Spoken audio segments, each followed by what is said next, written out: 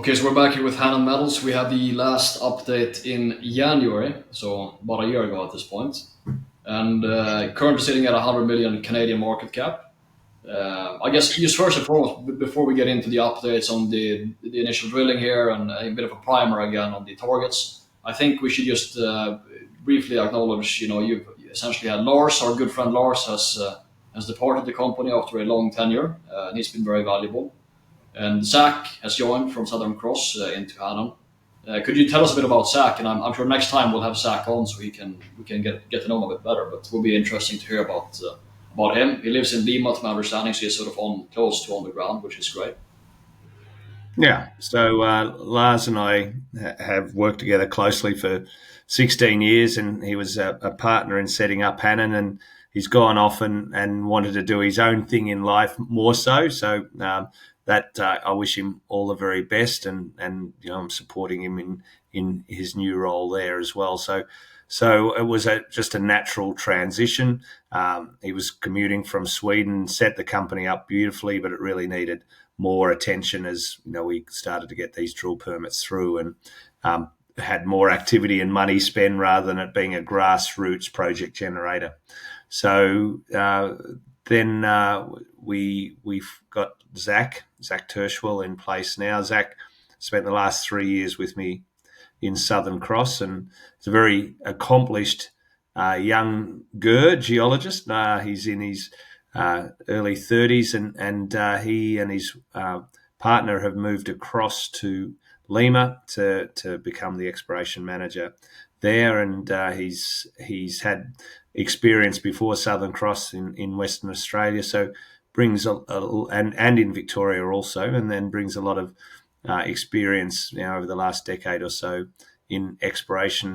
We've got the systems that we've developed in Southern Cross over the last 3 years and implementing those kind of things. So the database and the way we incorporate drill holes into Leapfrog and the drill core photos and the even down to the cameras, etc. So it's rinse and repeat in terms of the systems, and that's how you can leverage across a group when you've got lots of smart people doing similar things.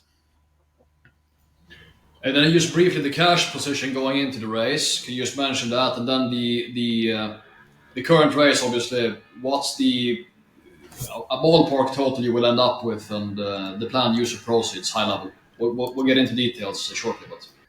So our last financials, we had 2.3 million Canadian in the bank, but we've been spending about 500,000 Canadian a month with that one rig turning and a large group of people working at the Belen target we can talk to, and then 6 geologists working consistently at Previsto, the very large new discovery that we've got about 20 kilometres away. We announced a 4 million life offering, and we've just also announced a significant upsizing of that. So it's been a very successful raise, which will allow us to continue drilling through the next year and to de-risk Previsto, both through the extra geological work and the drill permitting. So it's ready to drill in about Q3 to Q4 next year. So drilling all the way up to there and then transitioning the drill rig across ideally into Previsto, subject to results, of course, in Belen continuing to impress us enough to keep the drill rig turning. So you said about 500,000 Canadian per month. Is that including G&A? That's basically your monthly spend rate until you decide to increase or bring the rig off temporarily. Correct. Right. Okay. I guess we should just. I do want to ask actually before we get into it, just high level again. How much drilling has been done? Because you announced in early May that you were commencing, or mid May, I think it was. You were commencing the drill program, and this is a backpack rig, right? That's essentially assembled, and it's not. It's a flown rig, or what's the constellation currently with the rig? Yeah, it's a modular rig, but it can drill. We're drilling holes down to 700 or 800 meters, NQ holes, and collaring them HQ. So it's a full capacity rig that can be broken down. I think any piece is not more than 120 kilos, so it's man portable. So we can have. That's the terminology I was searching for. Yeah. So but a full capacity rig. Yeah. So the advance rate with this rig, what has it been so far, on average? Oh, we're going to drill. I'm just trying to think off the top of my head on a monthly basis. It's been spotty because the drill rig moves have been long. Because we're moving such large distances and doing scout drilling, so we're not sitting there doing lots of holes on single pads. But we're going to drill about 3,000 meters over 4 months or something like that. We've got 12 kilometers of drilling. We think there's a capacity now that we've got the rig and sorted out a lot of the systems, etc., in a year. So one rig will give us about 12 kilometers a year. About 1,000 meters a month is probably the number, subject to not lots of big long moves that take weeks. The range 20, 30 meters per day, basically, in the context here. And you have, at this time, how many meters have been completed? Was it 3,000, I think? Or is there 3,000 will be completed by late January, early February. And then again, we just got to treat the hardest months to drill in these jungle areas of the wet season, and the hardest wet season months are actually, we're coming up to them in December, January. So we may have to take 6 to 8 weeks break during that really wet season where it becomes unproductive. But so that will be the only limitation on achieving that 3,000 meters. So we've probably got over 2,000 at the moment, 2,200 meters we've drilled. We've produced results from the first target, which is Vista Alegre. We've drilled 2 holes in Ricardo Herrera. We're waiting for results, and we haven't released those 2 holes to the market, so that the results are still in the lab there. Our guidance, the first 3 holes at Vista Alegre, we drilled IP targets and didn't find much gold in those IP targets. So it's a big system. It's 2.5 kilometres and lots of mineralised rock at surface in boulders and soils and outcrop. So we're going to go back there and essentially drill the resistive targets, and just to determine where the gold is partitioned. Or what are the controls on gold, which we're still yet to work out at Vista Alegre. And then in Ricardo Herrera, we've drilled 2 holes. The first hole we've given some guidance on that. Absolutely, we drilled 500 or 600 meters of a copper moly porphyry, but it doesn't look like it's got the tenor to be ore grade in that first hole. The second hole we will put some guidance out on shortly. Okay. We'll get into details there, but that's a good overview. So I guess if we start with, I honestly like to start with Previsto, sort of just an update again.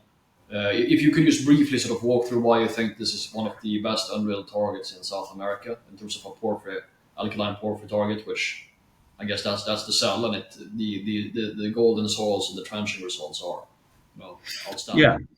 Yeah. So we got in there and we liked. And a couple of years ago, we were picking boulders out of this system. We liked the style, boulders coming down creeks when we were trying to find the source of where they came from. But the alkaline gold is a low silica, high potassium type of host rock. Doesn't really matter about the detail there, but it's these systems form very big systems. They're massive seas of gold, and then they have structurally controlled high grades, and the grades can become supersonic if you look at the Porgers or the Cripple Creeks. Cripple Creek's a great example in Colorado that helped build that state. And in the 1890s, they were mining these extremely high-grade multi-ounce, million-ounce or more bodies alone, and now it's still operating, but it's a 0.3 gram heap leach operation, and so that's the nature of these systems. They form very large systems. Both Cripple Creek and Porger are 20 to 30 plus million ounce systems alone, each of them, and that's the footprint we have. We've got a very large system now. It's about 5 by 5 kilometers of 0.1 gold in soils.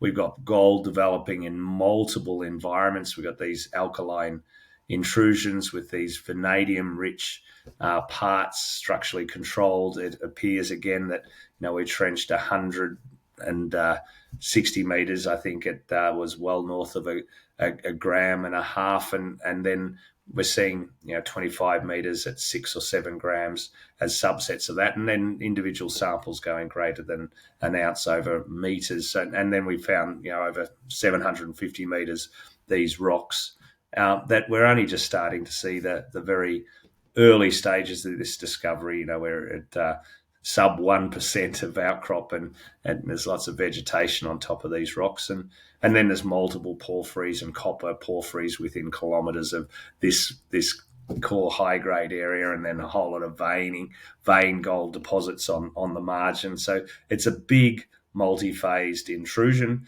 Our nickname for it is the Monster. It's a very big system, and there's a lot of de-risking to be done, both geologically and permitting, to get the drill rigs there over the next year. But it's a prize worth waiting for. So if you just showcase, again, just a bit of a primer, if you showcase the baseline data again and talk a bit about what you need to do geologically to confidently place the drill rigs and start drilling sort of a bit more accurately and so on. And then talk about the permitting process as well. Yeah, so it's basically finding the grade and understanding the controls on the grade. We've demonstrated we've got this very big system. We don't need to demonstrate its anomalousness. We need to demonstrate more where find more gold, prospect and find more gold beneath this forest canopy, and determine the controls on it, so we can drill the best holes when we get there in a year's time. And we've already, you could point a drill rig at some of those trench results that we've got already, of course, but it's detailed work, it's detailed soils, it's detailed geological prospecting, detailed structural mapping, and then perhaps coming back and doing a bit more detailed geophysics to help map some of these areas. And we're just getting on top of what is the best technique. There's some very good techniques that have been applied in these other systems. We did some IP originally, but these are sulfide pore systems, so not necessarily the best technique to use now that we've learned more about the system. So lots of work on that front, just to make sure we got our best targets to drill. If you go in there too early, and drill one area, you could be missing something that's a supersonic area that we'll find in a few months' time. Who knows? But there's a lot of the area that hasn't been explored yet, and that's what we need to do. Like I said, sub 1% of the area has really been explored in any detail. And then permitting-wise, we're in a pretty good shape. We've had 3 or 4 months of all the baseline data. These are fairly extensive documents that you need to provide. They're called DIAs, Dia Impacto Ambiental, which is essentially an EIS, a mini EIS, to get drill rigs out there. So we've done the water and the vegetation and the air and the working with the local communities and done a very comprehensive study. We hope that will be in early next year. We've done the work. We're pulling it all together. And then it will sit with the Peruvian authorities, and they take their time to go through these documents, and it's up to us to work with the authorities closely to try and get their decision in a timely manner. Last time it took 11 months, a year or so ago. They've got better, and they've streamlined their systems. They realise it's too long. So I'd like to see them take sub 6 months, but that's out of our hands. But we do work very closely with the authorities. And another key point I think to make is this is our third DIA in this back arc region, including San Martin, the Belen area, and now this third one. So we know a lot more about what the expectations are, but equally the authorities who never permitted a drill program out here now know better too. So there's a lot of the past work ideally will lead to simpler decision making. So the DIA will be submitted in January, I'm hearing. Early in next year. I don't know if it will be January with breaks and people away, but early next year. Pushing, get it in early as we can. And basically, you mentioned before Q3, Q4 to get drilling is the hope. And in the meantime, could you showcase on your map what sort of data generative activities you hope to accomplish before drilling hopefully will commence in Q3, Q4? We have two projects. Just to remind everybody, Valiente, that's the one we're going to talk about. 100% owned, 18 different porphyries, and then San Martin, which we won't talk about. That's a JOGMEC JV, a sediment-hosted copper silver target, and that's fully funded by JOGMEC, and that is waiting for drill permits, and for lots of different reasons, where we've slowed down there. Just politically, it's a much harder area to work. We've got a lot more momentum here in Valiente, and that's what we're focused on. Remembering Teca 9.9% holders and JOGMEC are in that joint venture, so some very good partners. Not to tell the story too long, but long history in Peru. I've got 30 years experience there, and working with people that I've worked with for those 30 years, and we bought the database from a major company in the 90s, and that database has given us a lot of deposits, and we've got royalties in Peru, etc. personally, and this discovery these sets of discoveries came about 4 or 5 years ago when I sat down with a few colleagues and said, where are we going to make some very big discoveries globally? Where can that be done? And you go back to where the big discoveries are made, and you just use a little bit of different logic to explore in slightly different areas. And these forest areas over the other side of the Andes, which I'll show you in a moment,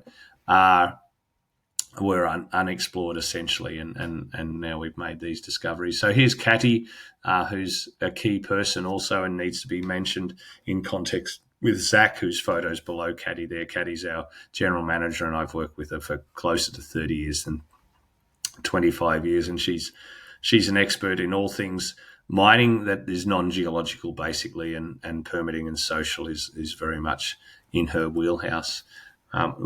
We do a lot working with the local communities to bring them along and demonstrate our credibility, and that's a slide that shows that. But when the books are written about these discoveries, it will be working with the local communities that is actually been a lot more important than the geology. Here's the two areas. We'll focus in on Valiente, which is the southern area there, the JOGMEC JV, which is $35 million US dollar deal with JOGMEC to the north of that. So in Valiente, which we'll focus on, there's two areas. Belen, where we're drilling, 40 permitted platforms, 12-kilometre long trend, and we'll put 12 kilometres of drilling into that system over the next year, subject to results continuing to impress us, like I said. And Previsto is the large monster gold system that we've just talked about. So Valiente has two project areas that you need to just remember those names. And it's important to know just where we're located here. We're 100 kilometres east of some of the major copper, lead, zinc, gold deposits in the Andes. So you're here at the spine of the Andes, basically at 4,500 meters. And then you go east, you can see just on this Google Earth that it starts to become greener. You can still see it's got a lot of topography. So we're about 1,000 meters down in these areas. And then you move out as you go further east into the Amazon basin over the other side of the Andes. So that's the rain shadow, where the rain basically starts to fall, and hence you've got lots of vegetation. All our ground here is in yellow. See, Rio's started to pick up a bit of ground. Huge areas here in terms of we've been first mover into the area and got very large coherent packages, which is what you want when you're trying to find big systems. And in this bigger block to the north is where we're working with Belen with the 40 platforms, and the monster being Previsto. We do have other porphyry centres in these other areas to the south. They're all Miocene age, so the same age as and most of the metalliferous deposits in the middle of the Andes. So it's rewriting the metallurgy of the Andes to these younger intrusions. Miocene age, is 10 to 20 million years, basically. Shouldn't be this far east of the Andes in the way that it was thought of until we started making these discoveries over the last few years. Then just looking in at that area, Belen and Previsto, again, this is the infrastructure map. So here's Tingo Maria, where our team is based, 50,000 people. Bitumen roads in orange, so the Belen area is dissected by a bitumen road, and it's a short hop off a bitumen road, 3 or 4 kilometres to get up to Previsto, and these yellow lines are the dirt roads, so nowhere where you really have to walk more than a kilometre to get into these areas, especially at Belen. A bit more as the walk is up to the west of Previsto, and then power, etc., major power lines. So even though it may seem like we're in deepest, darkest Peru, it's relatively accessible with all this infrastructure, and that's gone in the last 20 years. 20 years ago, it was much harder. This is just looking at Belen. We've spoken about this. This is Vista Alegre, where we put 3 holes, drilled the chargeable anomalies, and they didn't carry much gold at all. And we're going to come back here and drill the resistive anomalies, and there's a lot of gold in just massive quartz boulders that should be resistive. So that's the next stage to go back and drill Vista Alegre. But the rig now is just finished on Ricardo Herrera. We drilled two holes into this system, long holes, 600 or 700 meters. Definitely a porphyry, definitely mineralized in that first hole, but we didn't see ore grades. And as I said, we'll come with some guidance when we compiled the data behind the second hole, and then the results there should be out hopefully before the end of this year, the geochemical results. But the guidance is that there's a porphyry, but we haven't found that the key higher grade areas is the guidance that we've essentially given. And then the rig's just about to start working on this target. There's copper up to 20% at surface and 4 or 5 grams gold. This is called Sortilegio. It's a blind target with some sporadic outcrop and boulders, but we're just about to start drilling that. Once we've got the 2 holes in Ricardo, 3 here, and 3 holes going into Sortilegio, which will take us through to Q1 in next year. There'll be 3,000 meters drilled, and then we'll make an assessment where the best areas are to go back. And our aim is to drill the 12 kilometers over the next year, subject to results. But this is a 12 kilometer long system, and there's literally 5 holes in that 12 kilometer system, and no holes within 50 kilometers or something like that of this target area. So it's all very new, and we're learning as we go, and any one hole could change our fortunes out here. And so I get very excited on a daily basis to check the drill updates when I will wake in Australia or wherever I am in the world, and the guys are posting their daily updates. So that's essentially summarizing what I just spoke to. You asked to go into Previsto first, and I'm coming into it last, but this is the large system that we're very excited about. So Belen, 40 drill platforms. The next year of drilling will focus here because we're permitted to drill. Just found this Previsto and these high grade trenches in Previsto at the start of this year. So it's just really started to develop. Big 5 by 5 kilometer system. This is gold in soil, so about 0.1 gold. It's essentially over that larger 5 by 5 kilometer area. Big footprint. They don't get this big very often in the globe. Grades over an ounce that we're pulling out at surface. So we're seeing those very high grades develop in these structurally controlled zones. We've trenched. There's a number of ways to cut it. It was over 130 meters at 1.3 or 4 grams, I think, or 69 meters at 2.4, and that included some higher grade areas, 26 at 5, for example. Then there's long oxidized copper about a kilometer away. There's many porphyry copper targets that are coming up peripherally around this. we'll get into a bit more detail of Previsto now, but there's about 20 kilometres between Belen to Previsto. This is going to where I spoke before about the footprint. So here's Porgera, a 30 million ounce system, similar Cripple Creek. The high grades are shown in these red lines, a bit more distributed here in Cripple Creek, a bit more focused here in Porgera. Big footprints, those sea of gold, if you like. And you can see here's our Previsto discovery, the gold area that we've got high grades over 750 metres, something like that. Well, actually, 750 metres would be a little larger, but that's the core gold area down through here. A hell of a lot more to discover, but you can see that the size of the system is essentially similar. So this can be a very, very large system. Is essentially the message here if discovery continues.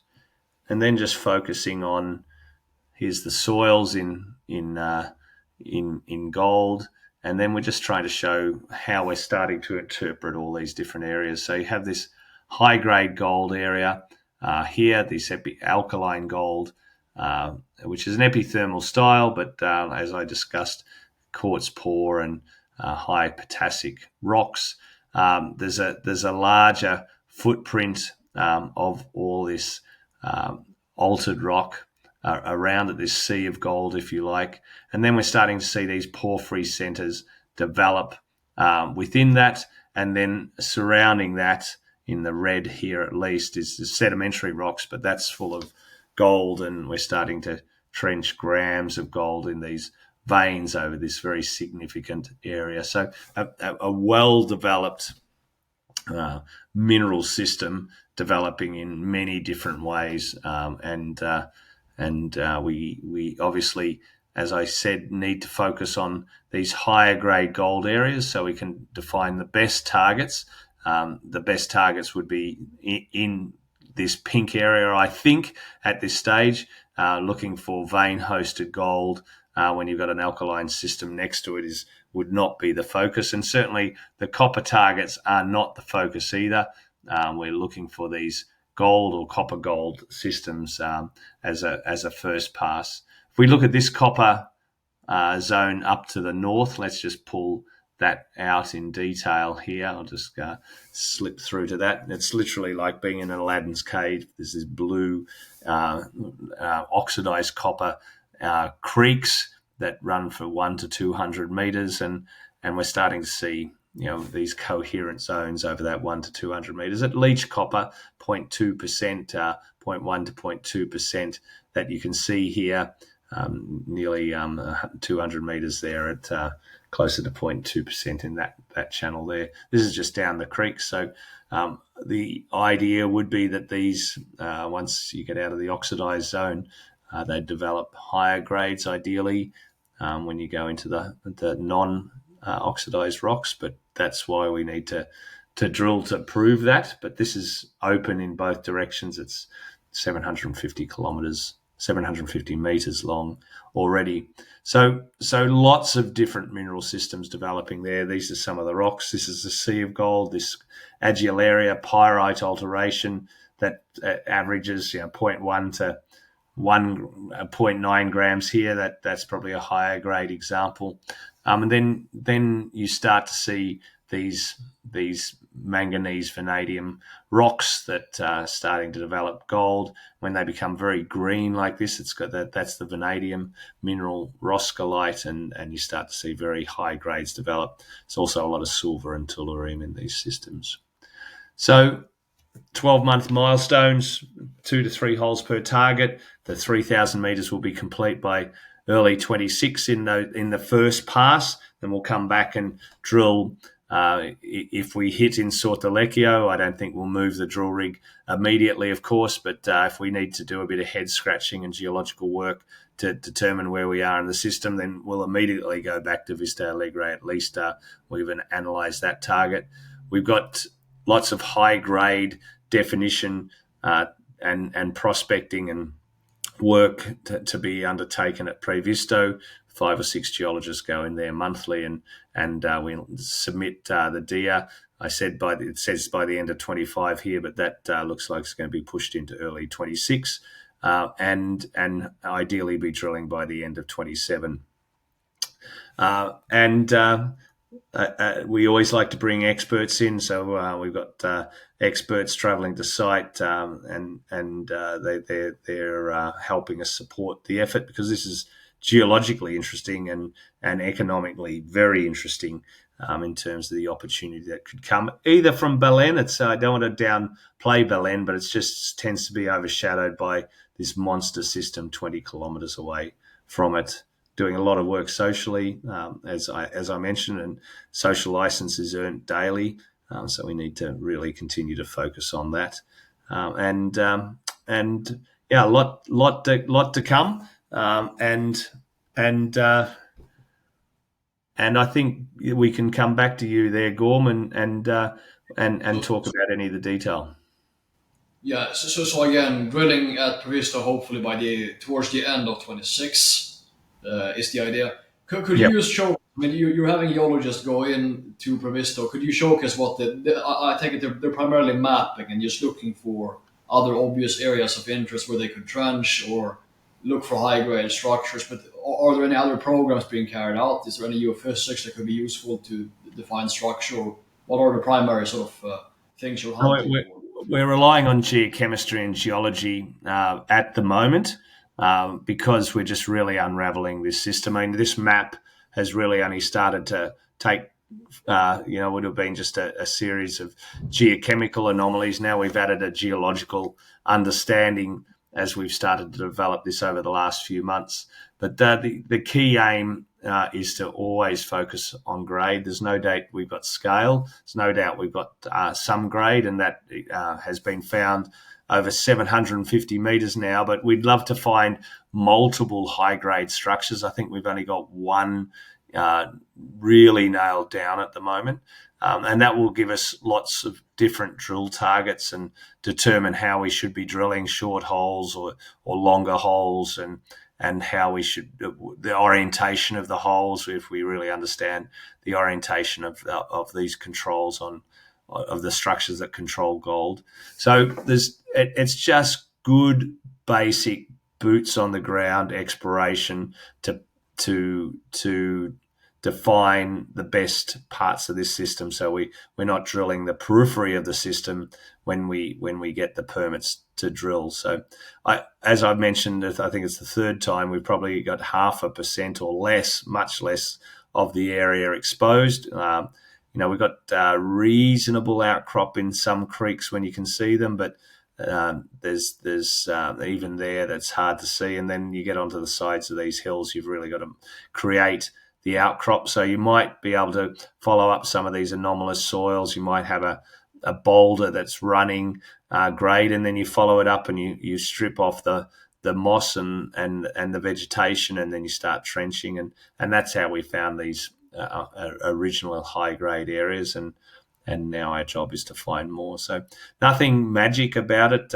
We'll go back there and run some geophysics, but until you understand the rocks, choosing the right geophysical technique. We've done MAG, we've done IP, big anomalies in both, well, at least in the MAG and the radiometrics, because that picks out all the potassic center, which is essentially that red dotted area.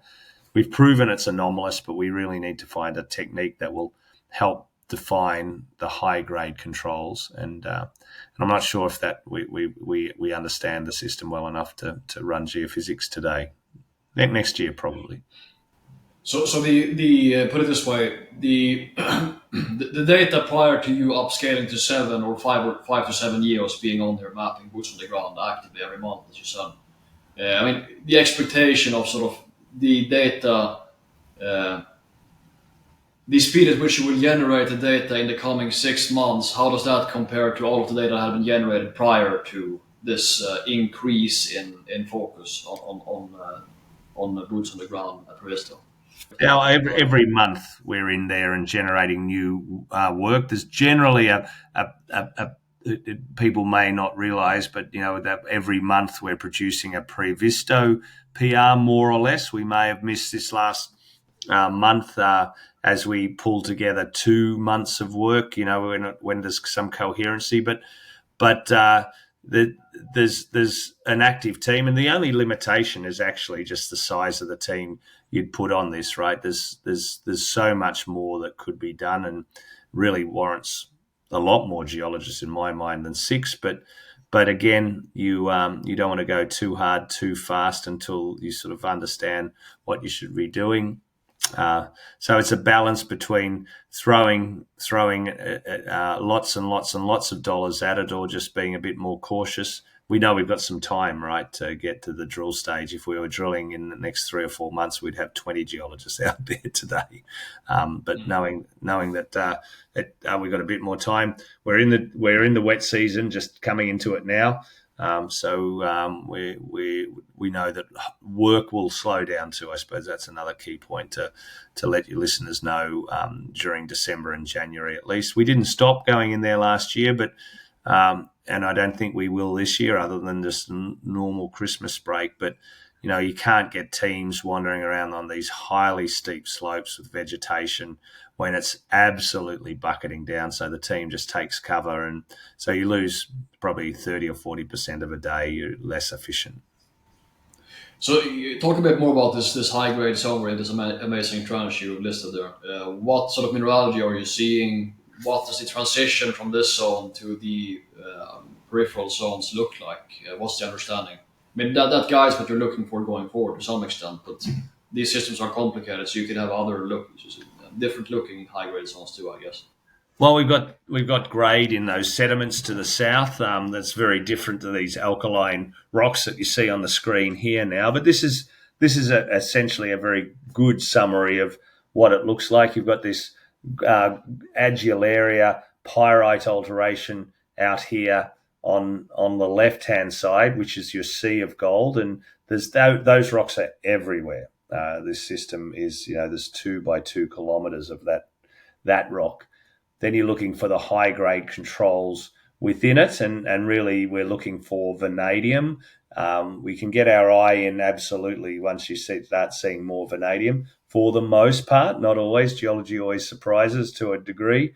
You get the vanadium, which is the roscolite that forms these high grade zones. They're not quartz rich, as I've mentioned a few times, so you don't see the veining that you'd normally see in a gold system. So, a lot of people would pick up that rock on the right and not expect it to run much at all without understanding its context. But that's nearly, it's 23 grams of gold and 3 ounces of silver in that rock, and it was trenched over 1.7 meters. So there's we've got our eye into more or less what carries the grade, and so we're looking for a lot more of the green rocks on the right in the sea of the rocks on the left. If that's an elegant summary.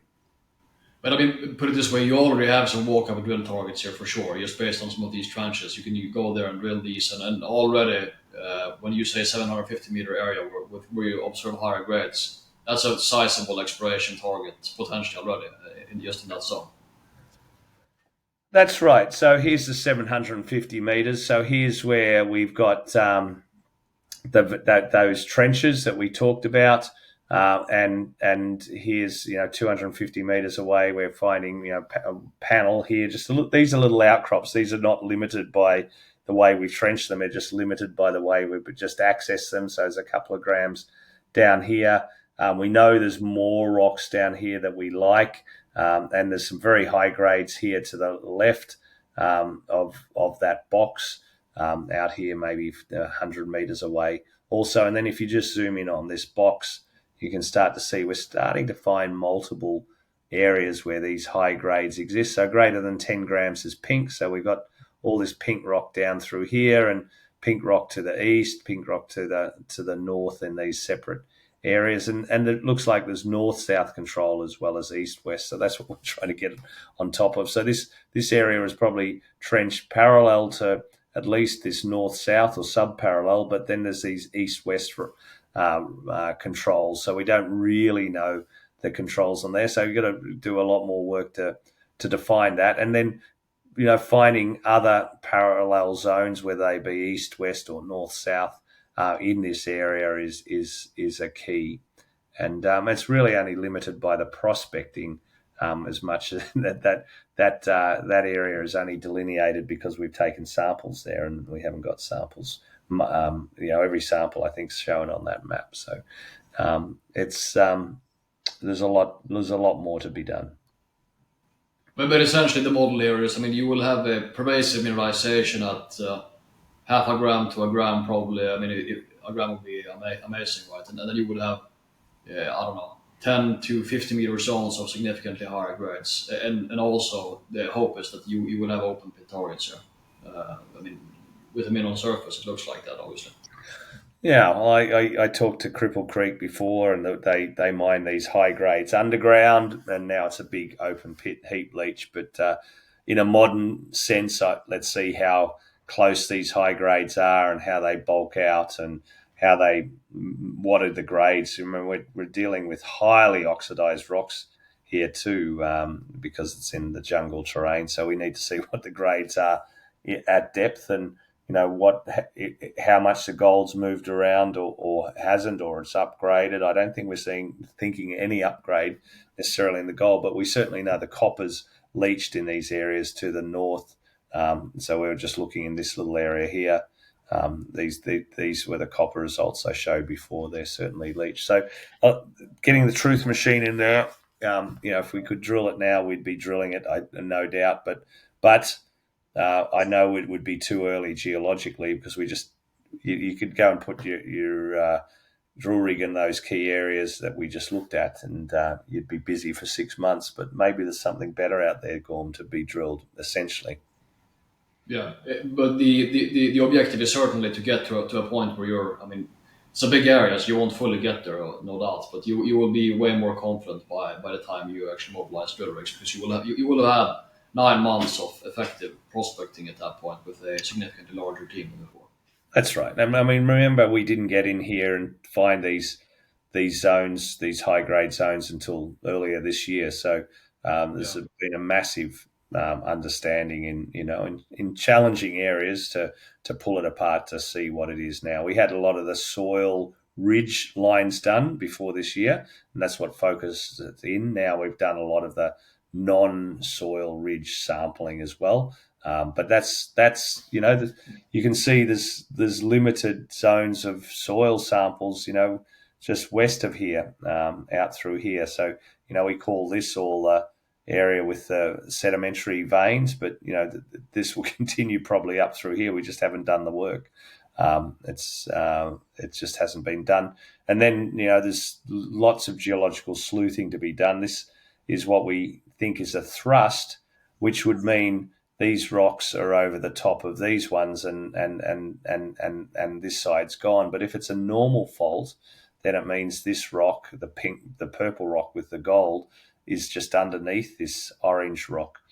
So it's even just those simple questions need to be answered, and that just requires a lot more geological work. And again, if we move to the Belen targets, just following up briefly on those, you're saying that you're going to wrap 3,000 meters, basically Sortilegio remains. That will be done in, I don't know, by March. And then you hope to drill another 9,000 meters throughout next year, beyond the 3,000, so get to 12,000 meters. Correct. At that point. You think that's feasible with the current advance rate? I mean, you're saying you're going to do 20, 30 meters. That the math works out, I guess. But. Well, we get 25 or 30 meters a shift when we're drilling. It's just the downtime that determines that. So if we get onto a mineralized part of this area, and we put multiple holes on the same platforms, and the shifts are short, not 12-kilometer shifts between Ricardo Herrera and Sortilegio, then there's a very good chance that will happen. The drill rate will not a problem. It's just the logistics that, depending on where we find it and how much moving we have to do. So I guess just briefly with Vista Alegre, you drill IP targets. What was the thinking on drilling those first? And now you've shifted to saying that you want to drill some of the more resistive targets. Benefit of hindsight.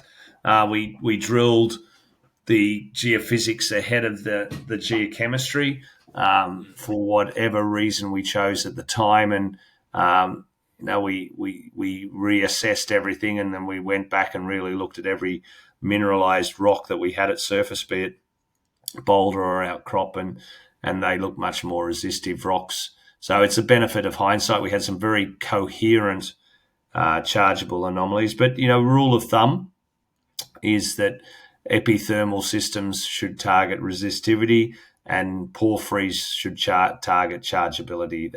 They're the big sulfur anomalies. Hydrothermal sulfur anomalies, I heard just recently, was a great way to describe them. So we got it right at Ricardo, but we need to sharpen the pencil and go back to Vista Alegre, because we certainly drilled sulfide rocks, but the sulfides didn't host the gold, at least where we drilled. Okay. And Ricardo, the first hole you're indicating, you've hit mineralization, but doesn't look to be pervasive or strong enough to be economic mineralization. And the second hole, you'll provide guidance soon. But just looking at the first hole, did you put it this way? I mean, sometimes you can see mineralization. It will be in the outer halos of the porphyry model. What sort of alteration did you see? Are you hopeful you could vector in on that target, or what's the story? A bit more comments. Yeah, there's the early porphyry and a later porphyry at Ricardo.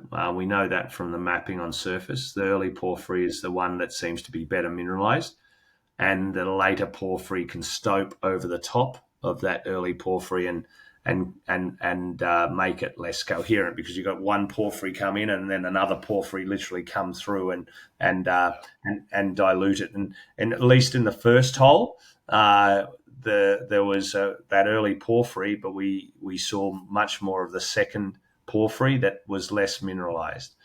So we want to find coherent parts of that early porphyry where it hasn't been stoped over. Maybe that doesn't happen at Ricardo, but we're doing that work now and logging it and mapping it, and geological logging them and assaying to determine just what we do have. But it's just a little bit early. Literally just finished the hole over the last week or so. So we're just getting on top of that, and as soon as we do, we'll indicate to the market. But I'm not trying to oversell this Ricardo area. I think what the first hole showed that we've got a mineralized area, but I'd like to see more of that early porphyry. And it may exist there, and we've just got to work out where that is, right? And it's a big target. It's over, a kilometre that we've drilled it. So, you don't need... these are not small systems, but if you found a coherent block of 500 metres by 500 metres of this early porphyry, it could just be what you're looking for, right? And it could balloon out at depth, etc. So you just don't know. So we just got to do the work, and we've given it a pretty good shot as a first round, and let's see where it goes, whether we follow up or just focus on the gold-rich systems, which are the two to the left-hand side of the screen here. Yeah, so Sortilegio, where you're moving now, will you commence drilling before your end, or will you just wait until this rain season, because it's fast approaching? You said mid-December to throughout January. No, we'd like to get a hole in absolutely before and we're literally days away from starting that hole from when we're recording now. What's the design and thinking of the picked location of that hole? What's the primary sort of decisions or data feeding into the location? Well, it's a different type of target than Vista Alegre. It looks like it's an alkaline porphyry target, so it's got the gold-rich flavour to this porphyry. It can there's certainly boulders that are the size of your car at surface that are running 20% copper and 5 or 6 grams gold. And are these the high-grade structures that we were talking about at Previsto in one of these alkaline porphyries? And it's certainly smaller. It's it's only a kilometre or so in size, not 5 by 5 kilometres. But that would mean that we're drilling this. We're drilling a combined IP and geochemical target, soils and rocks. remembering that porphyries you drill the IP, and the epithermals you drill the resistivity. Rule of thumb. So where are we in the system? There's a lot of cover here. So we don't see as much rock at Sortilegio or Vista Alegre, unlike Ricardo. So again, it's just working out where this gold is partitioned and what are the best targets, and that's why we drill to determine. But we'll be drilling chargeable highs associated with geochemistry there, with the best geological evidence that we have at surface, which is pretty sparse, just through the cover. So you asked for a little bit more detail around Vista Alegre and Sortilegio drill targets, and you're trying to understand how we're balancing the targeting at both targets. There's literally tens and tens and tens of targets at each area, and we had to make some calls. So this is what we drilled here at Vista Alegre. Here's basically the first couple of holes were put into this area here where it says HDDVA001, and we thought we had a structural control with these chargeable anomalies. And then we've got all these boulders that run on average about 0.8, but go up to 3 grams, and these are massive quartz boulders for the most part. And then we've got the soils on surface, and so we drilled some very good soils that we thought were associated with these chargeable anomalies, which are in red. Now, if we look at that cross section of that drill hole, and this is a slightly old section here, but that planned drill hole was also drilled because we liked the rocks and what we were seeing, and we're drilling this drill hole here. The soils were just off this, and then the boulders were located in this area. But this is the resistivity now, not the chargeability. And what we perhaps should be drilling is not that target right here, but this target through here, which is probably the source, this high resistivity anomaly that's associated with the geochemistry also, and shedding off these boulders off this hill that we thought were coming up here. So we've got very coherent high resistivity zones that explain the same thing. We just chose in this area, this is low resistivity and high chargeability, and we drilled the wrong target ultimately that hosts the gold. Lots of sulfides, and the rocks look pretty good, but they just didn't contain the gold in that instance. So we have to move a bit further away and drill a slightly different target. So I think that gives you a bit of a flavour for what we're trying to do at Vista Alegre. And you just briefly, you saw sulfides, etc. I mean, and obviously that indicates obviously, and looking at the source and the boulders as well, that you're close to something. Is there any gradient information seen that you're approaching it? Because you actually downhole, you're getting closer to what would have been a more optimal place to drill, perhaps. Yeah, I don't have it here, but we did a lot of the spectral work, and that looks at the minerals that are proximal or more distal to these mineralizing systems, match that with the geochemistry and all the associated geochemistry, and we did get little kicks here and there, but we know we're in a system, but we're not in the main part where we're seeing the gold, and that's pretty obvious by the assays themselves. But we need more holes to get a full 3D version of how to target these things, but there's very coherent targets that there's a lot of gold at surface here, a lot of gold in the soils, a lot of gold in the boulders. There's outcrops that exist here that are mineralized too, and we drilled a structural geochemical IP target, and it just wasn't the main part of the system, but a lot of work is left at this target. It's 2.5 kilometre long target. So I've worked on epithermal systems that have been 7 or 8 million ounce systems, and we got little sniffs of gold in the upper parts, and 400 or 500 meters away, that they've turned into Serra Negra. I'm thinking of specifically turned into these multi-million ounce high grade systems, and And thank God the recommendation we left there in the day was we're in the peripheries of a system, drill more. So yeah, I've learned not to be too smart, and probably. Definitely the only way to find things is to drill. You don't want to prove that something's not there, and we're a long way from doing that at the moment. We've got a lot of different types of targets to test here that we will. And then looking at Sortilegio, this is the target to the north. Here's I said it's got very high grade boulders, the 16% copper and 4 grams gold. We've got these very large, coherent, chargeable anomalies in this case.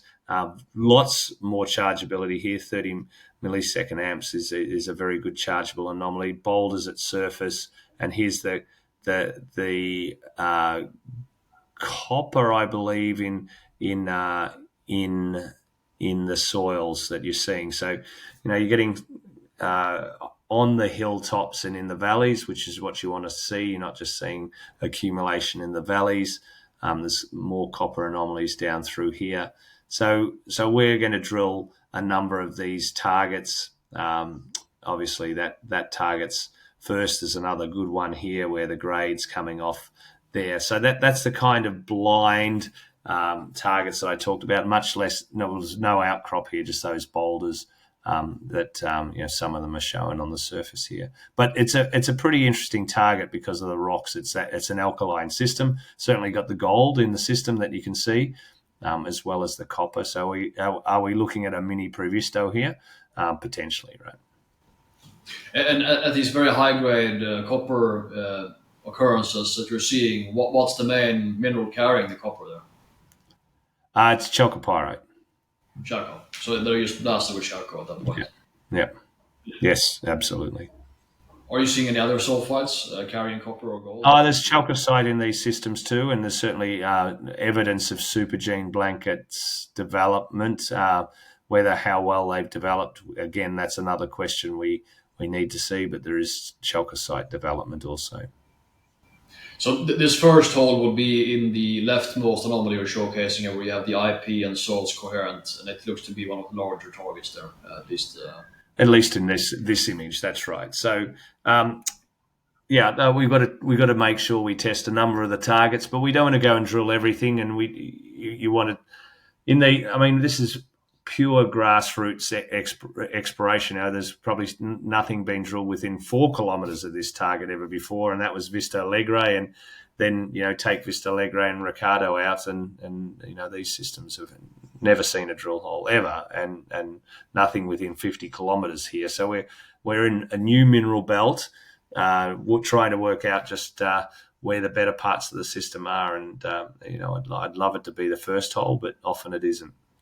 And our challenge, no doubt, is to find the grade earlier than later. And we won't continue drilling here if we don't find it over the next year. But I also want to, I want people to understand that you don't find anything without being bullish and drilling and giving everything a go. Don't be cautious, but as soon as you start over drilling something and proving it's not there, then that's the geologist's folly. And what's the interpretation, if we look at the chargeability there a bit below surface, what's the interpretation of the transition you're seeing? I mean, it's a very, very sort of quick transition to chargeable low as well. Is that some sort of intrusion that's come in that's not shown? I mean, you haven't drilled yet, but could you see any evidence on surface to piece that together? No, not really. I could make up a lot of things, but hence why we need to drill and understand what these all represent. We don't want to.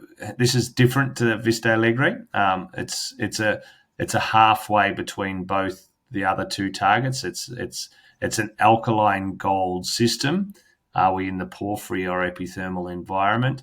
Probably we think that we're closer into the porphyry system, but we don't really know where we are in that whole structural level, right? And just even understanding where we are in that whole development will guide our first and second holes and then our third hole, right? And then we'll need to stand back and go, okay, where we are. This is what we've got.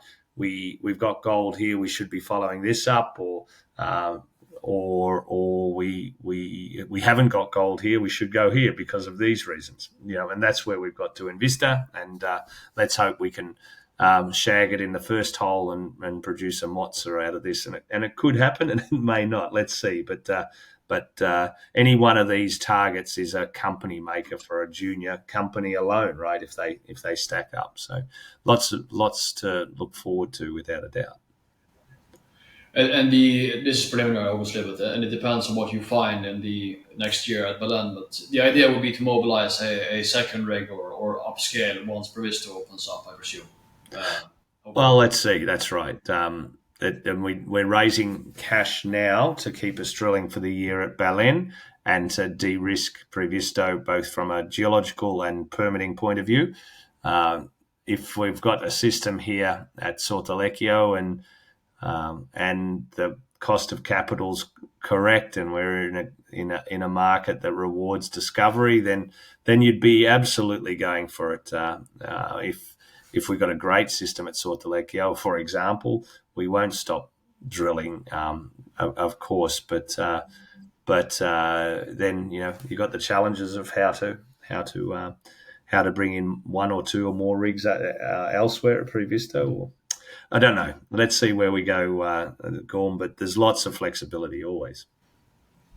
Okay, perfect. We'll leave it at that, and I think we'll do another update once we get the Sortilegio assays out, which will be, I guess, in April probably or something.